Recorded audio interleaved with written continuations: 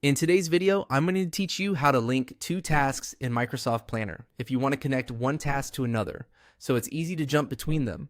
Planner doesn't always offer a direct task linking button in the way some project tools do. A simple workaround is to copy the link from one task and attach it to another task as a website link. That way, your related work stays connected and much easier to navigate. Start by going to your plan board in Microsoft Planner. This is the main board where all of your tasks are displayed, usually organized into buckets or columns. Once you're there, click on the task you want to link from. This will open the Task Details panel. In the task window, go to the top right corner and click the three dots. This opens the More Options menu for that task.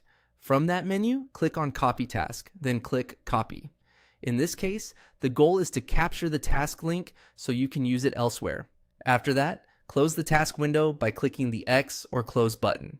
Now go back to your board and click on the other task, the one you want to link to the first task. Once that task opens, look for the attachment section. Click on Attachments, then choose Add Attachment. From the attachment options, click Link to a file or website. This is the option that lets you add a clickable link directly inside the task. In the link field, paste the link you copied earlier or type the text into the Add Link area if needed. Next, enter a display title.